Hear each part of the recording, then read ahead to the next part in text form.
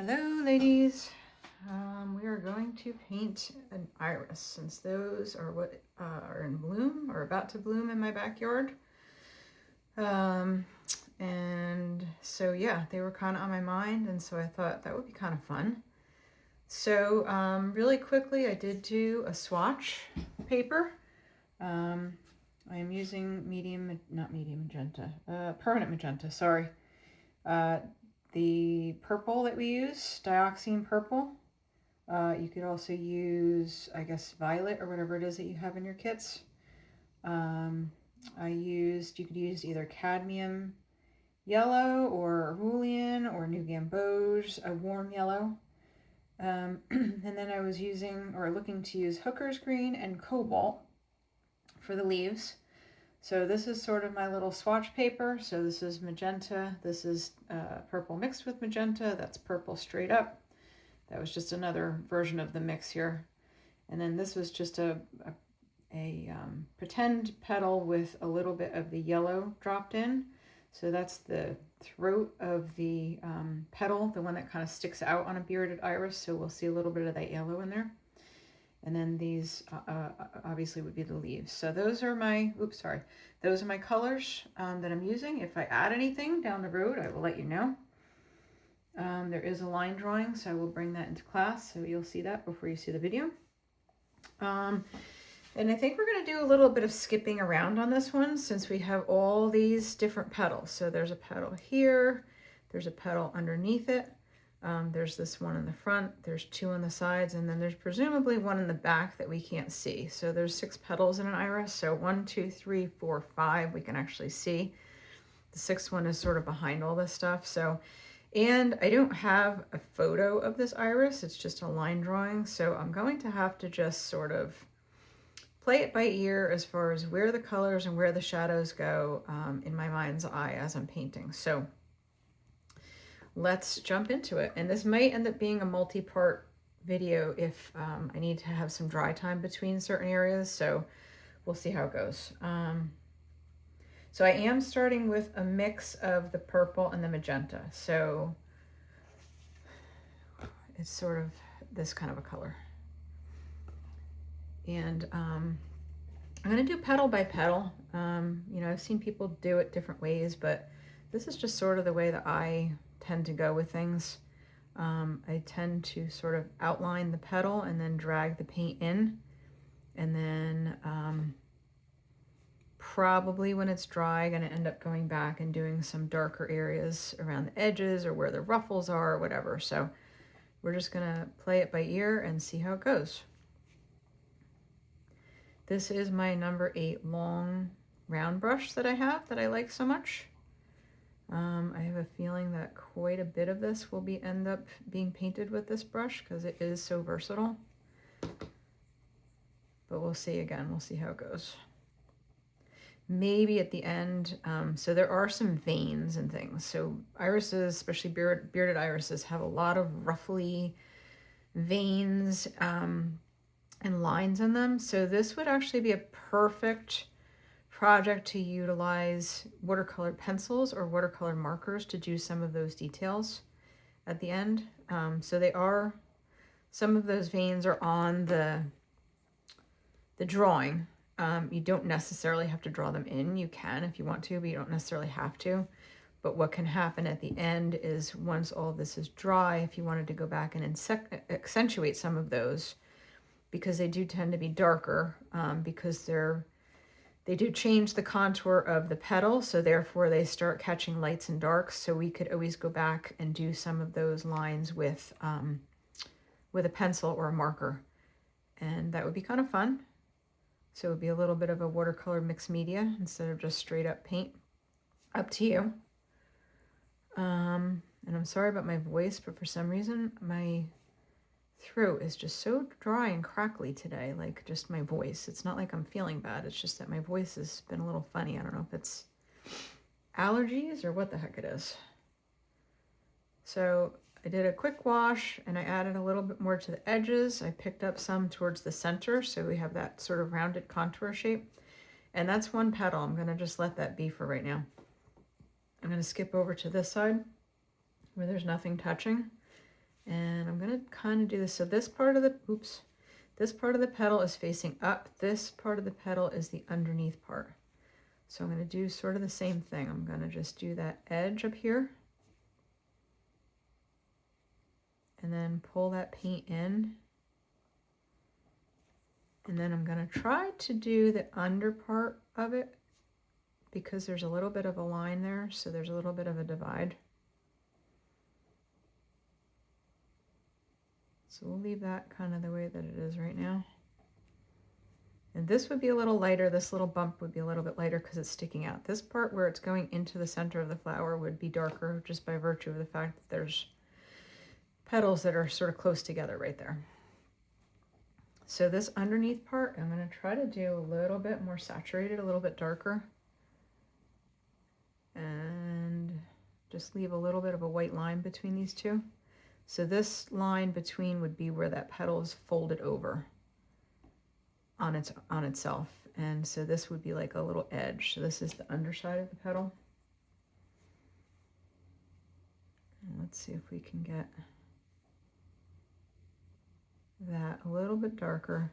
So here's our little white edge that's going to come around to this edge of where this folds over right here. So we're going to stop there. So we leave that a little bit.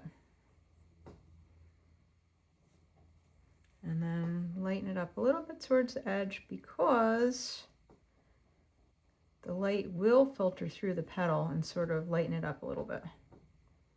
Because the petals are not, I mean, they're solid, but they're not like completely opaque, right? The light shines through them a little bit. And by pulling some of this paint away, we're getting a little bit of a texture here, which kind of lends to the ruffle nature of these petals. So that's not a bad thing, pulling some of this paint away and sort of pushing it around a little bit so that you have some uneven areas, and it just lends more to the crinkle nature of the petals. So that's pretty much all I can do there right now. I'm going to have to let that dry a little bit. So I said this is going to be a skipping around type of a thing. I could do this front one because it's not really touching anything. So I think I'll do that, and then I'll see where we're at after that is done. This got bled over a tiny bit.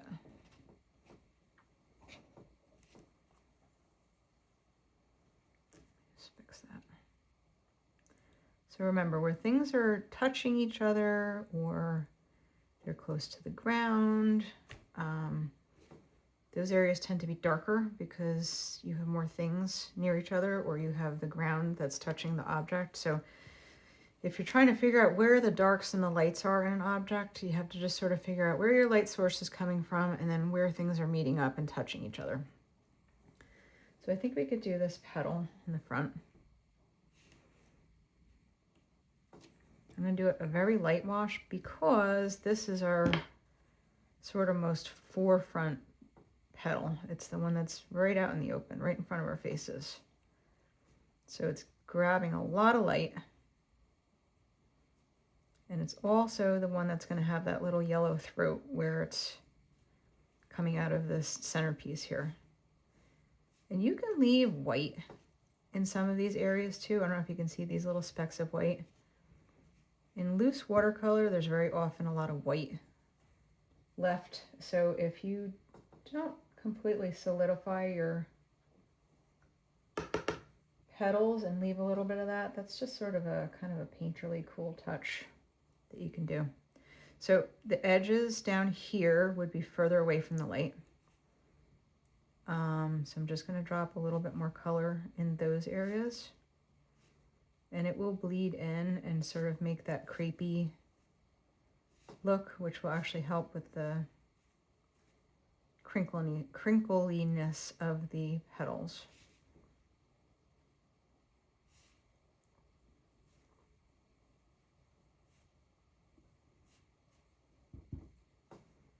This dried up here already quickly. So I'm just sort of pushing that in a little bit so it's not a harsh line.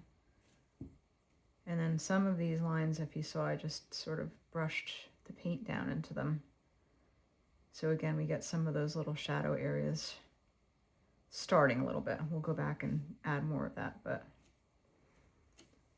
so this actually dried a lot faster than I was hoping it was going to.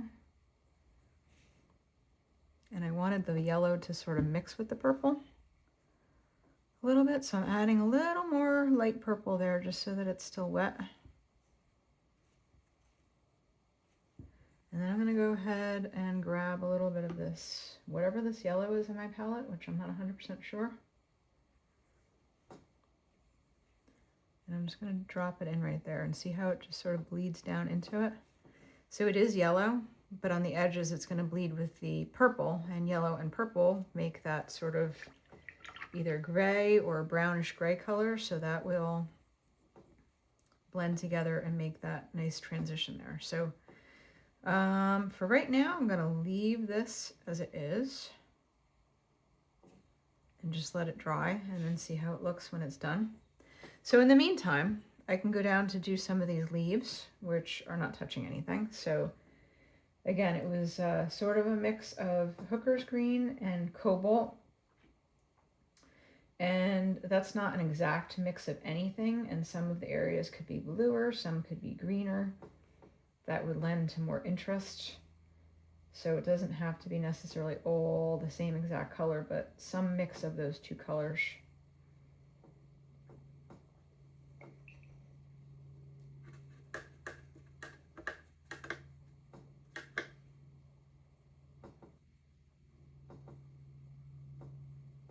So I just mixed this color, which I think will be kind of cool. And I'm going to start with these back leaves with that. So again, I'm going to outline the leaf. The leaf here is touching the other leaf because it's behind it, so it's going to be a little darker in that area. So I'm going to start with a little bit more paint there. And then I'm going to wash that off and just try to pull some of that in a little bit so we don't get too dark too fast.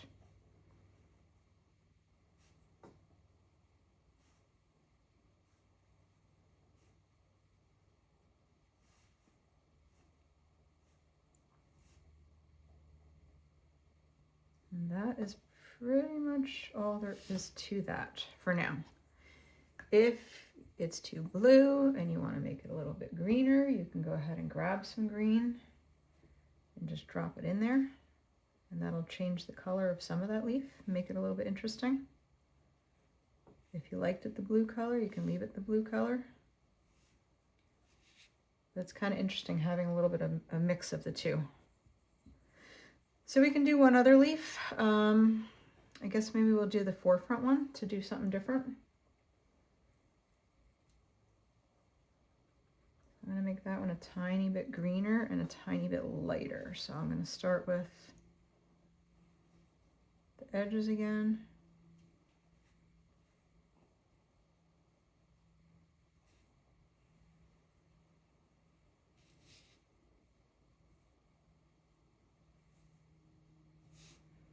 Now, because this is really very near the ground, I'm going to do it a little bit darker down here and let it lighten up as it goes up. And we'll just pull, I just cleaned the water or the paint off my brush, and I'm just using light clean water now to pull this in.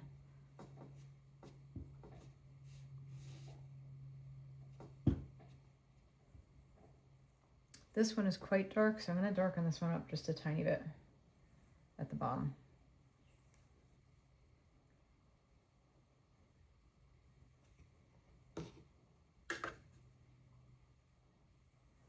Just by adding a little more pigment into it. And see how it just kind of shoots right up there because it's still wet.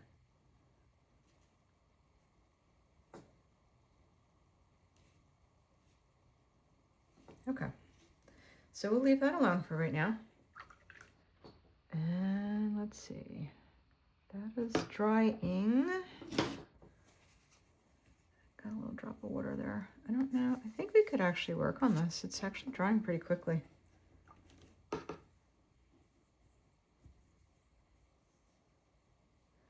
So the next petal, This part is over top, so this part is underneath that front petal.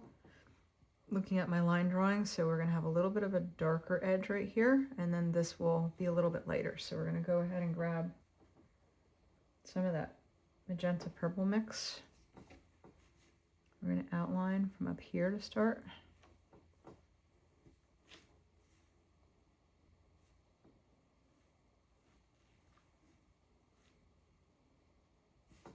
And if your mixes get a little different, so in other words, if you have to add, mix more paint and this one looks a little bit more magenta and a little bit less purple, it's okay. If you look at irises, they're almost iridescent looking, especially in the sun. So you look at them and you see sort of different colors, and it depends on what angle you're looking at, like what colors are standing out. So if your color's a little bit off, I don't think that's the biggest thing in the world.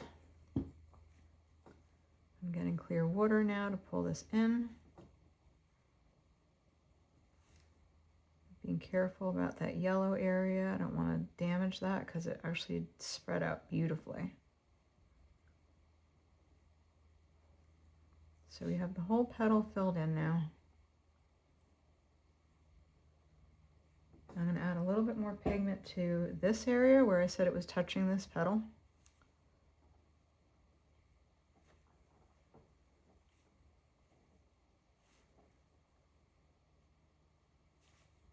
And this area down here, because this is now getting towards the throat of the flower, right? So that's where the areas are starting to touch. So that was what we talked about. That's a little bit darker too.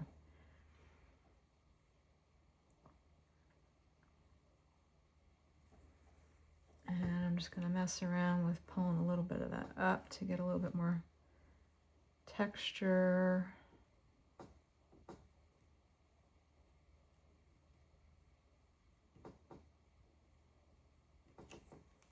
And so there's the basis of our second petal. And I'm just lightening up this area again because this would be the rounder part of the petal.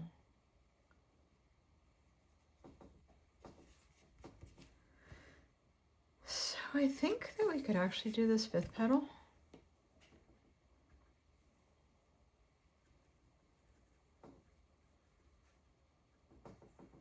I'm just, because I don't want to turn the paper, because I don't want to wreck the video, I'm going to try to do it, but this is, all right, I'm going to do it sideways a little bit. Are we still on the camera? We are. Because I want to use my angles, right? We always talk about using our best angles. And this would be my best angle to get this piece of the flower right here. To get these little corners in here.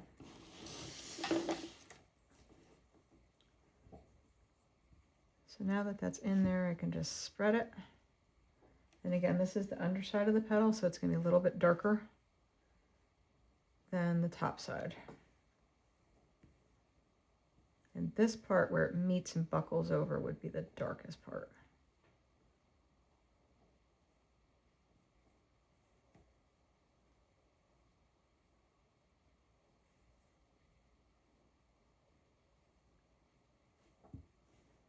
So I'm going to push some of that paint back up there so that where that little fold is, that's the darkest spot. I have a little bit of spotty going on here just to create some interest. And then I could very carefully paint this top piece too without touching. So I'm going to leave a little bit of a white line if I can between the two. And that'll be the edge of the petal.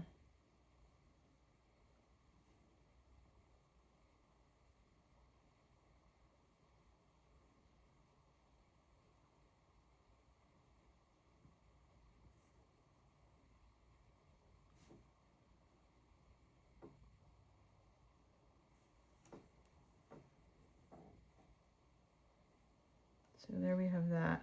And this is laying under this petal. This part's going underneath it, so a little bit darker would be good. I'm going to add a little bit more over here too. All right, so we're going to have to leave it at that. The inside I can't really paint right now because this is wet.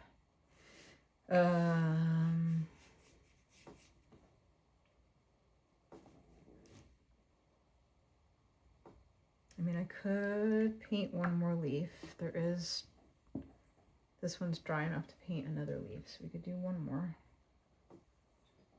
And then I might have to just, oh, I could do the stem too. And then I might have to just call it quits for a few minutes and let everything sort of dry a little bit. Plus, I don't want to do the entire thing because I want to be able to show you ladies in real time. So I'm not going to finish the whole thing so we can talk about some stuff.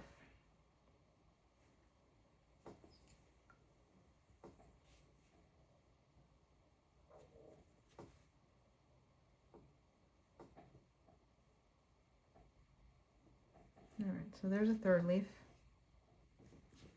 Again, a little darker towards the bottom where it meets up with this other one. I kind of messed up my line here. There we go. All right, so we'll let that be. This is drawing with some hard lines, but I actually kind of like it. It's giving it a little bit of interest instead of just being a flat spot of color. It's a little bit interesting, so I kind of like that.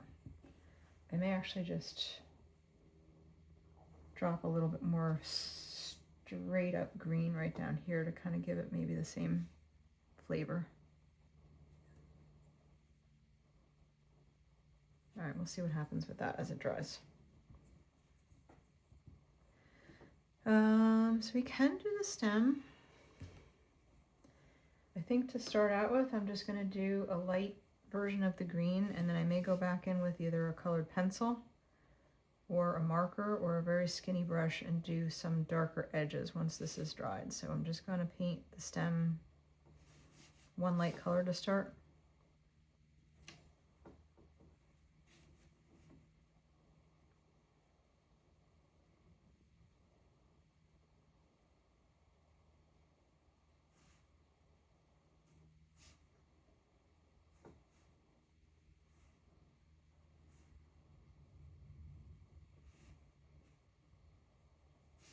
Okay, so we're just going to leave it at that for right now.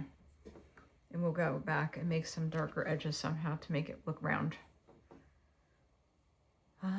Let's see, from this point, so we could glaze as many layers onto these leaves, onto these petals as we want to. Or we can leave it nice and light and airy and just let it be and go ahead and do the veining.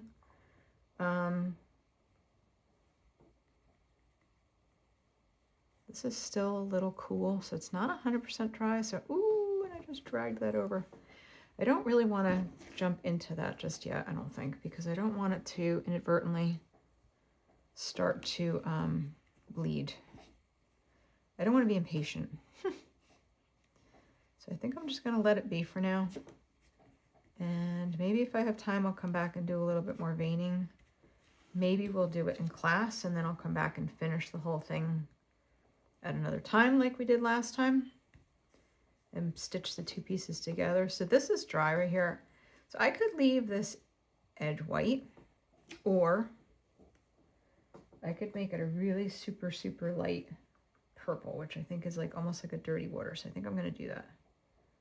I'm just adding a little bit of almost just dirty water to that area so that it is light, very, very light, but it's not white, white. And that's the edge of the petal right there. So it's just barely got a little bit of color there. This one's so skinny I wouldn't even probably bother. This is where those white spots were that I was talking about, and I kind of really like that, so I'm just going to leave it be.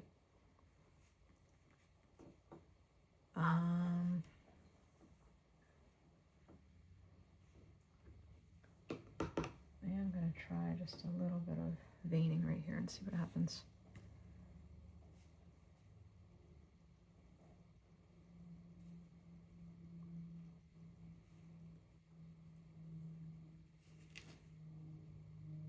So this is my brush again. Skinny, skinny tip of this long brush that I have. You could do this with watercolor pencils. You could do it with watercolor markers. You could do it with the paint. you could go in and do pen and ink on all of that too, which would actually really be cool too. So I'm just taking a damp brush now and I'm smearing these a little bit so they're not quite as harsh. And this area that I added a little bit more, I'm just smearing that a little bit. Yeah, I don't want to overwork this. I want to kind of keep it simple. So we have a couple little veins there. When this one is probably dry enough to do it.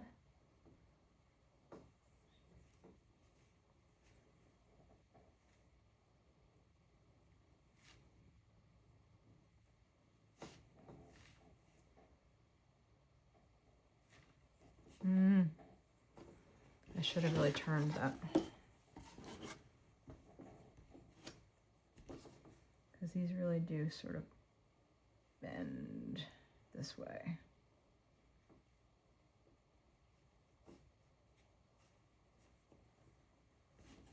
Is it still? Yes, okay, it's still in the frame.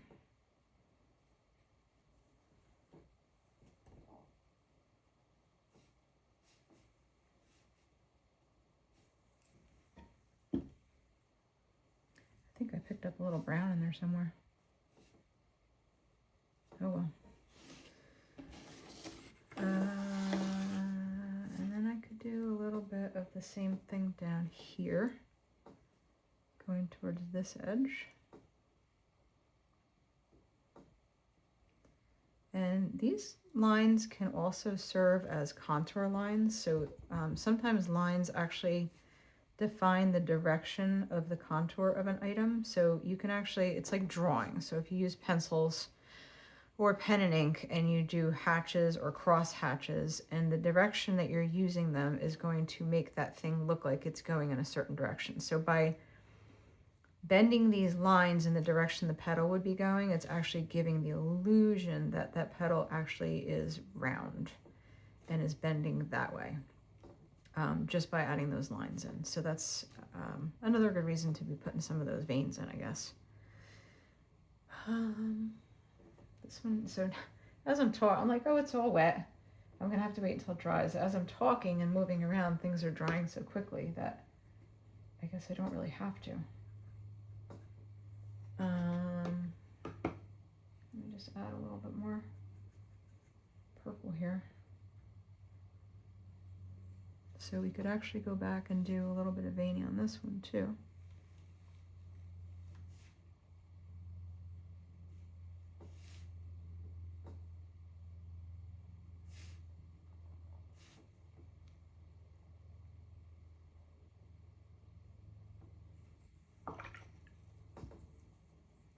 I'm gonna go back and soften that because that got really dark. So to soften it, I just washed the paint off the brush and I'm using a damp brush to just kind of go back over it and suck it back in, suck it back down a little bit. And again, you can use these brush strokes to create contours.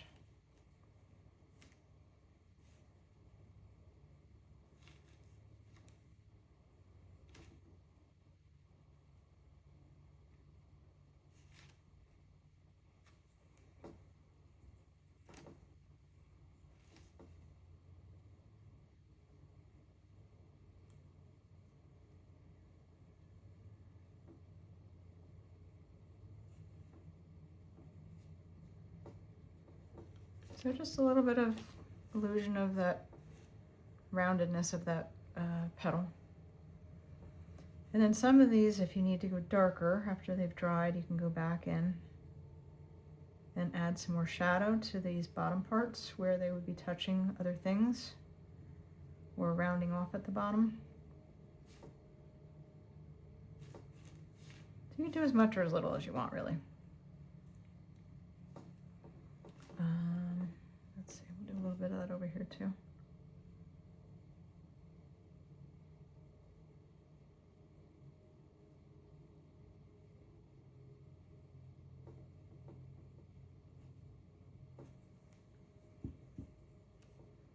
I want that to blend a little bit more though.